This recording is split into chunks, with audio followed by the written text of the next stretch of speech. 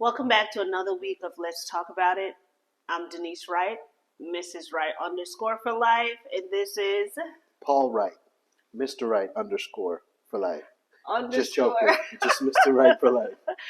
Anywho, let's talk about it. It's another week, and we are here. What do we have?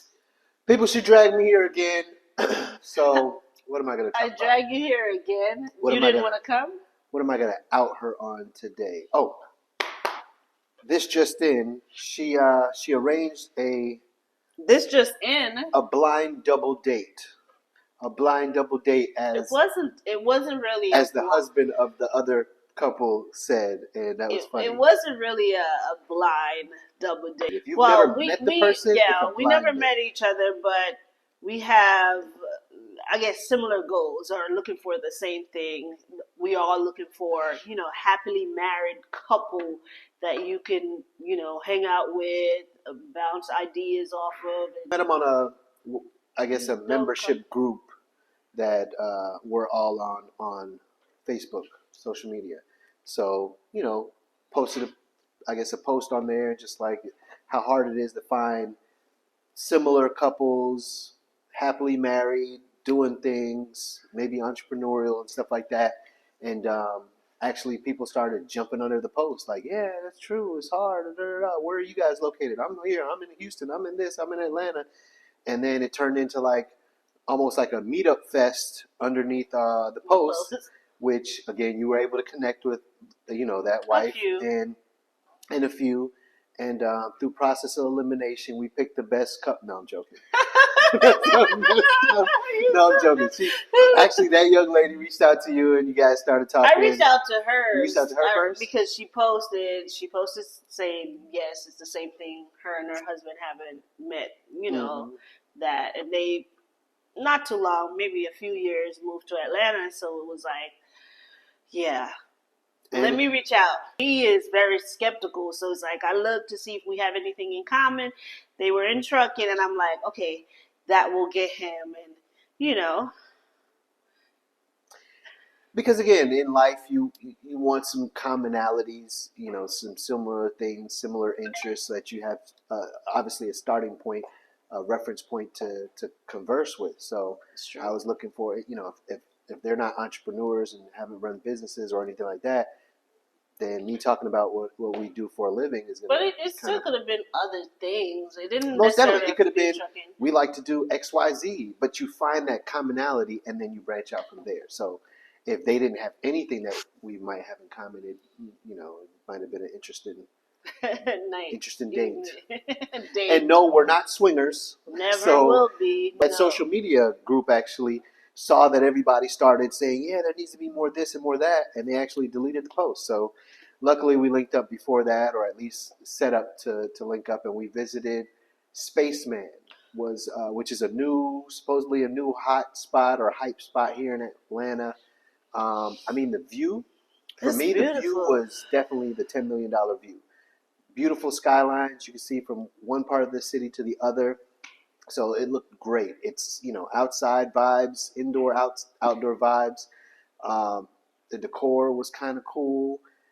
Definitely not as functional, I guess they would say, because again, it looks good. It's almost like some IKEA furniture. It looks great, but then when you put it to the test, the chairs were kind of low and all that kind of stuff. So maybe some of the elderly people like myself, might not dig it as much. But the husband almost fell off one of the things. When they finally came to meet us, they brought out a stool, almost like a little stool chair or something like that. It's called. Ain't it it was like a little ottoman, but it looked like it was so small it was like a stool, and they just sat it there. On the other side of the table, there was like a little L-shaped couch, probably the table the size of this, and then a little L-shaped couch. And you're supposed to have 4 people here enjoying, a meal. So it was a little interesting. So there's definitely some things they got to work out. It's mainly probably the vibe. It's a lot of. He's saying a little things. It's a lot of things. It's a lot of things. Because again, we were there, and the food took a long time to come, and the portions are like for babies. It's bite size. Definitely, but the price is not No, not bite-sized prices.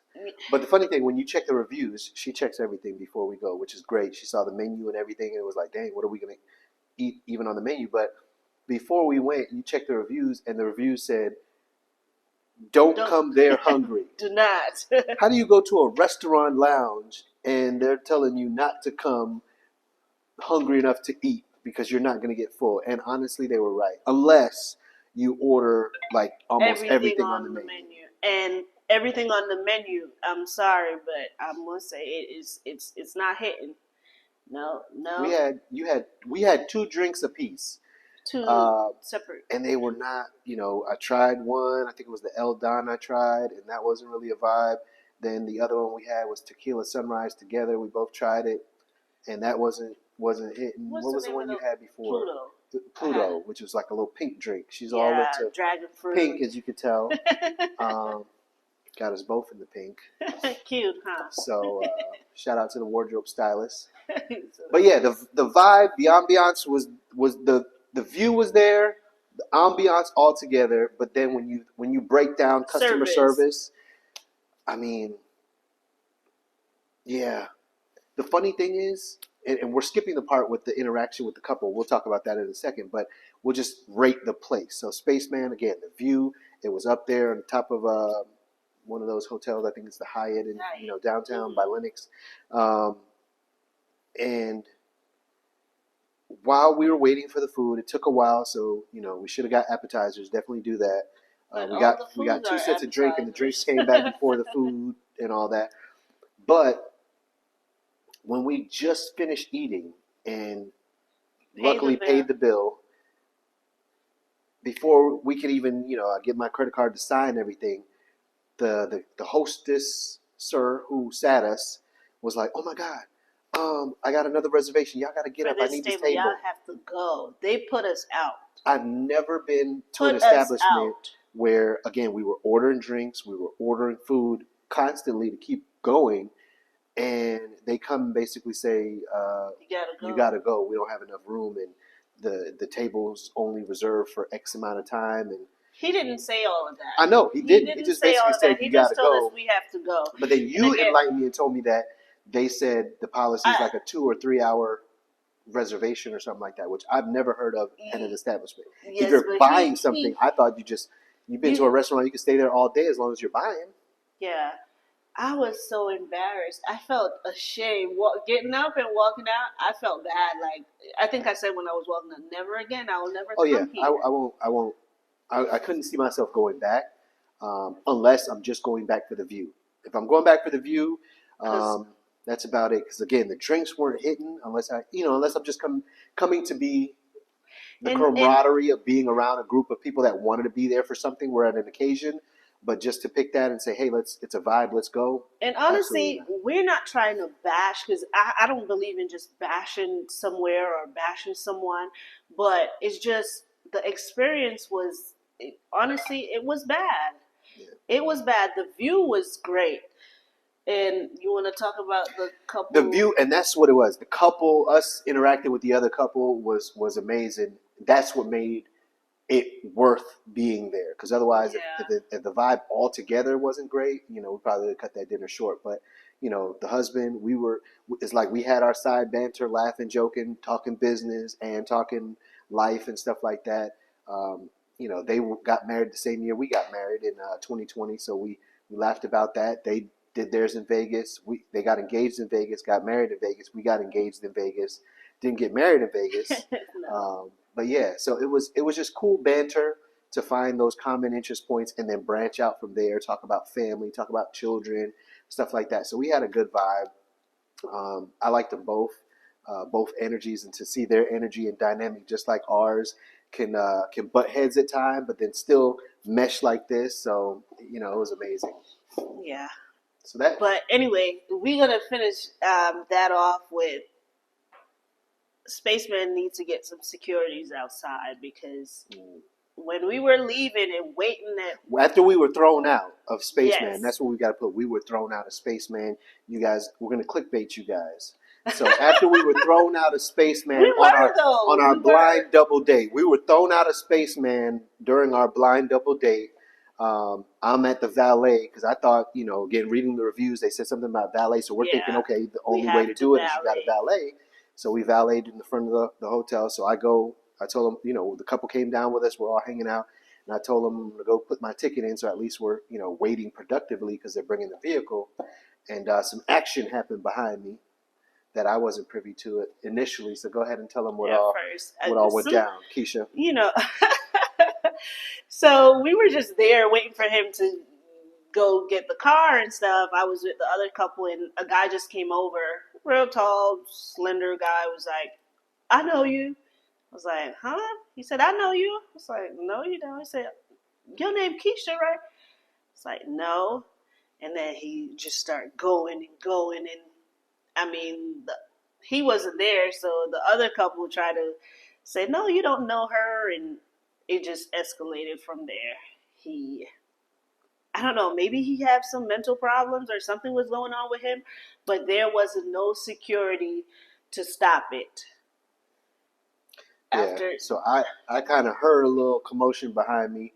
So when I walked up, luckily, the other husband was already, they checked that down. The husband and the wife were both like, get on from here. And he was kind of leaving. And I think his last words, I don't know if we can bleep this or not. Do you bleep? His last words were, which is F out of here. Which is a saying like, oh, y'all get the F out of here. And he went inside. So I'm like, all right, that's dead. So and then we continued just to, talk about. And then we had more issues with the valet. So they called me back over. So I had to go back over there and give him the car. So again, as I stepped away now, and we're probably talking for about 5 minutes or so, I stepped back to the valet counter. And yet again, I hear more commotion back there. But he came back. I don't know what he was going to do or now, why pause, did he. Pause. People, those of you from the inner cities, from the streets, from the garrison, wherever you're there, hood, rural, even maybe rural area. I didn't grow up rural, so maybe rural, you guys do it too. When there's an altercation and someone leaves, and that said person then reappears, all of your spidey senses should go off. That should let you further know something ain't right, something about to go down, clear out, let's get the heck out of here. That's like an employee when they coined the term going postal, because John got fired yesterday. If John shows up again at work on Friday, something's about to go down. Because John don't work here He's anymore. not on the clock. So, Buddy, we thought the conversation got deaded. He walked off. I turn around, see her kind of storming towards me as the commotion's back there, and Buddy had reappeared. So that just let me know something ain't right. And we, immediately went to go kind of check the situation again. And see. I don't know where he went, but I know we. Yeah. No shots got fired that night, luckily. Thank God. But hey, anytime, any place, people, I would always rather be, what do they say, tried by 12 than carried by 6. So again, people, that's just another testament to be aware of your surroundings at all times. Be conscious. Be prepared at all times. He said, I don't look for no problem. But if the problem comes, then no problem. We'll handle it. So luckily, we all got home safely. No one was carted off or handcuffed off. And but overall, we had. What happened to Buddy. Overall, we had. Just walk away again. What happened? I don't know what happened. I think he went back inside, but no security were there. Nobody came out, not for the hotel or Spaceman. But we're here to talk about it. So. And all in all, we got our car valet. We actually hit them up through the parking lot and made sure that they were getting out safely and followed them out and kind of split off. So yeah, overall it was a great blind double date. And again, this is not our first. She's done this to me on a few occasions. Shout out to the couples that might be watching this that hung out with us before. You even started a Meetup. The group was Meetup. There's like an app or something like that, a group you can join called Meetup. And she hosted Marriage Atlanta, married couples or couples at Marietta. and we actually planned a few events. We did a bowling night. But I think COVID, because Yeah, that was during COVID, right this before was COVID. right before COVID. I started the group, and then after COVID, it's kind of I still communicate with maybe one or two of the couples, but yeah, I'm not doing that group anymore. It's a lot of pressure. People think it's nothing just to hang out with people, but you got to plan things. Like, again, when you put a group together trying to bring like minds together, they're always kind of looking for somebody to say, okay, well, what are we doing next, or what are we doing next?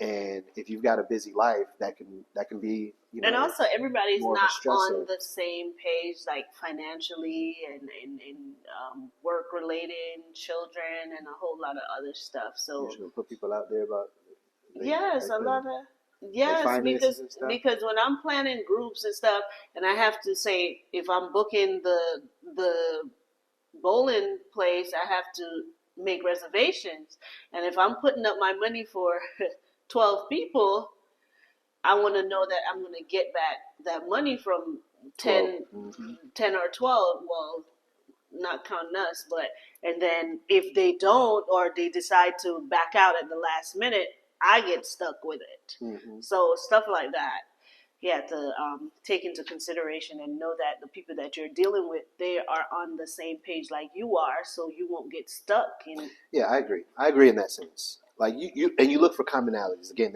that whole, as they would say, biblical terms, someone equally yoked. You know, whether it's finances, lifestyles, and stuff like that. We don't have any newborns, toddlers, or anything like that. So somebody that might have that going on, it's harder to relate unless they have a great babysitter support system. Thank you, that can help out and allow them to go out more. But I remember at that age, with the children at that age, you almost didn't want to leave as much. So to Or want to if you're hang out, leaving, one parent's gonna stay with the other, and which then the next then one, throws then off the you're whole not vibe really, because yeah. we're like each other's best friends. We want to. I like being around her. So if you're inviting me somewhere and my wife can't come, It's the like chances it's of you getting boring. me there are slim to none. Or I'm gonna make an appearance. I might drive by and then be out because again, we like each other's company. That's why we're married. I mean, hell, if you don't, then why'd you choose your spouse? So at the end of the day, we like going places and being around people who also like to be around their spouse and would go out and be a good time or a vibe. So that's that, man. We also have a rental fleet that we have with cars and stuff like that. So um, at one point we had 12 plus cars, and now we're down to a lot less than that. They were getting tow up, the engines messed up, crashed off. We had several that got totaled out, just reckless drivers or renters or whatever. So we had one that was sitting for quite a while that we needed to get a new engine in there. Somebody tore up the engine, so we just got the engine rebuilt in that for DSL, and just got it out the shop, hit emissions, relisted it, registered. And this was the time of year last month and this month when all the registrations are like due. So I, was Yeah, running around doing a bunch of registrations. most businesses, depending on The name. the name of the company, they have a certain month that they have to be renewed. So yeah, the rentals. So we got some back on that ride share. That's called ride share. It's a ride share kind of platform, or no, gig work kind of platform, like gig work where people kind of pick up little side jobs, like companies like DoorDash and Uber Eats and Uber and all that stuff. So we put it back on a platform that connects them with cars that are able to do those kind of jobs. I don't know. Should we give them a plug? So so you have people that want to do, saying that you want to run Uber or Lyft or DoorDash, but you don't have a car and you have your driver's license and it's valid. You can go to this platform and rent these cars, go out and Uber Eat or DoorDash.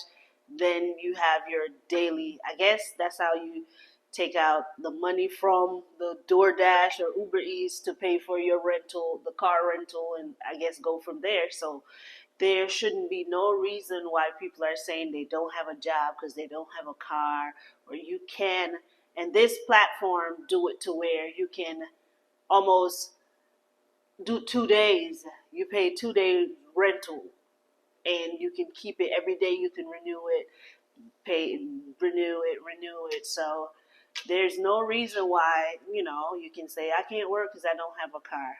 In theory, that's how it works. Now, like I said, we've gotten a lot of cars written off, as we would say in Jamaica. You write off, but and then we got a lot of deadbeats, man. You got to have your trackers on your car. You got to have your kill switches and kill the engine because people will not pay. But shutting that engine off on them, guess what? It's a little motivation, a little nudge to go ahead and pay that up so you can start your car at the drive-thru of Burger King. Don't be all embarrassed. We had one where we had to do that. Somehow she shut down the car. She shut off the car while she was in the drive-thru line, and that was the only time we could get a hold of her. And we killed that engine, and she was stuck in the Wendy's. Boom. Listen, crying and everything. But when we went to pick up that car, what was wrong with the car? Oh, all kinds of bullet holes, everything. Like, I don't know what the hell, who she was beefing with. She said she was in a domestic violence thing. Car got shot up. Shot up, y'all. Banged up, shot up, like she drove through. Which car was that? The C-Max. Shoot, that C-Max got totaled. And that's totaled after that. So, yeah, we'll drink to that. If we drink to every car that got totaled, we'd be drunk in here. Or every Chronicles that we had in the rental. Maserati. I mean, those are for later stories, but we got what we call Maserati Chronicles or just rental game chronicles. Trucking chronicles, like Airbnb, healthcare, home healthcare. It's a whole lot, but we starting light and just working our way in to for you guys to get a little bit familiar with us, and but we do have a lot going on. We do have a lot that we can share and contribute and help, because we've done it. Yeah, we're living. I say smooth seas never made a skillful captain. So, I like I welcome, not even like, again, the 50 Cent line, we don't want no problems, but if there's a problem, then no problem. We'll deal with it and then move on. And life is basically nothing but problems and how you deal with those problems and stress. And obviously, the bigger problems and stress you deal with, obviously, the better your finances are at sometimes. Yeah, let's jump into what did you want to talk about? Well, real quick with Amex. Amex is quick, and then she'll tell you exactly how Navy Federal scammed her. You heard it right. Or tried. Yeah, tried. They tried. They tried. Amex, we just got something in the mail. I guess everybody's been talking about it. Where Amex did a bunch of changes because all y'all went out and started getting Amexes and Sky Miles and points and all this and that and the other. So our Delta Sky Miles basically was like, look, we can't have all y'all clogging up the lounges and cocking your feet up and you're doing too much.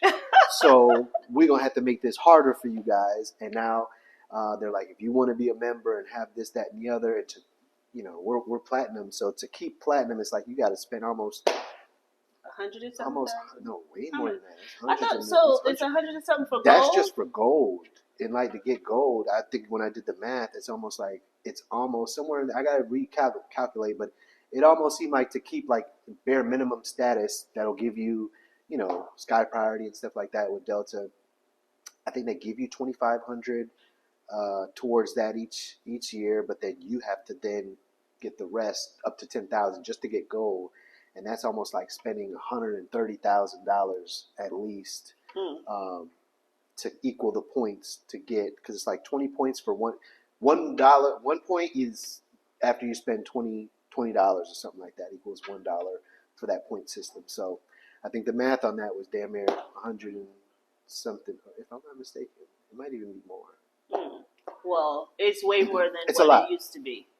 It's a lot, and a lot of people, it's making us reevaluate, like, is it really worth it? But, this other perk that I just saw can make it worth it. Because, again, at the end of the day, it's an expense. It's a business expense. So the business is going to pay that, the annual fees and stuff like that. But at the end of the day,